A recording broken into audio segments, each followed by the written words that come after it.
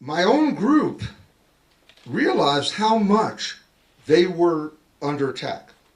And we said to ourselves, and we also said publicly, it's racist for white people to stand by and applaud from the sidelines when black people are taking all the risks and paying all the costs.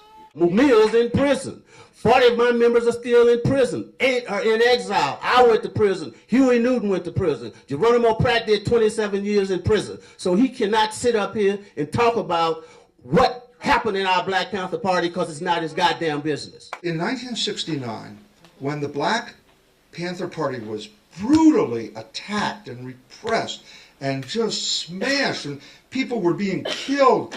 You know, Fred Hampton, after Fred Hampton was killed down the street from the SDS office, black people looked at this thing and said, I don't want to die. I don't want to be around. Mark does not articulate our struggle and to insinuate that our party was over and the black struggle was over when Fred Hampton got killed is totally racist. And I believe what happened was that the Black Panthers lost their base. I think this led to the ultimate defeat of the Black Panthers. I mean, David and I are still going strong. Yeah. They didn't kill the Black Panther Party. They didn't kill them. For practical reasons, don't play with guns. That's what I learned about the history of the Black Panther Party, and it's what I learned about the history of the Weathermen.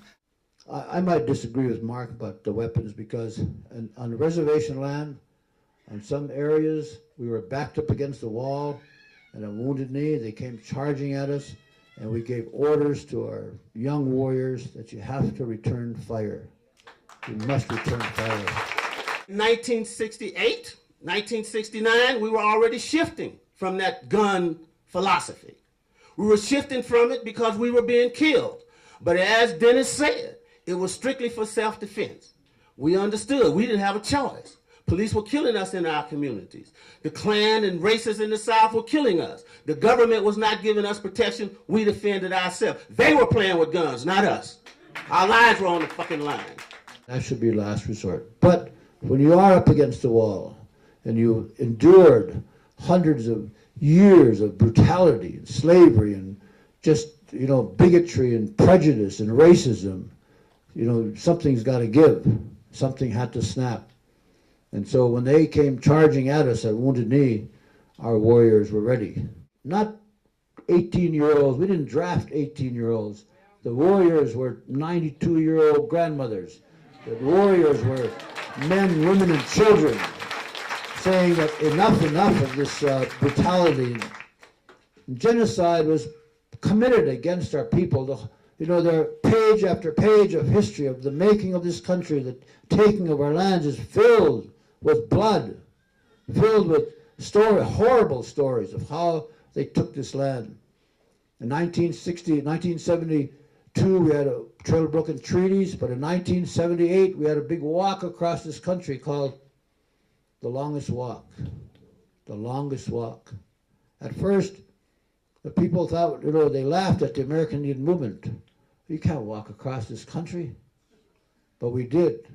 And in 1977, there was legislation that was introduced in Congress that would abrogate all of the treaties. There were 11 pieces of legislation introduced by congressmen and senators aimed at destroying the land base of Native people, to take away the last remaining land that we had, and to do away with the treaties, abrogate them, terminate them, do away with them. And we said, no, you can't. You're not going to do that. And we took up the task of walking across this country. And it was the first of our many walks that we took. And there were many things happening in the 60s. In 1969, Alcatraz happened. And that started a great movement to recover land, to recover pride, to recover heritage, to recover languages, to recover music, things that were forbidden, that we were forbidden to do during the early parts of last century. They didn't kill the American Indian Movement. The American Indian Movement is young, it's alive, walking and talking and running, still strong. We lost many warriors along the way, and many warriors that we remember today. And every, when they sound taps, we at all our powwows that AIM has, we sound off those names of those people that we've lost along the way, and those that are still in prison.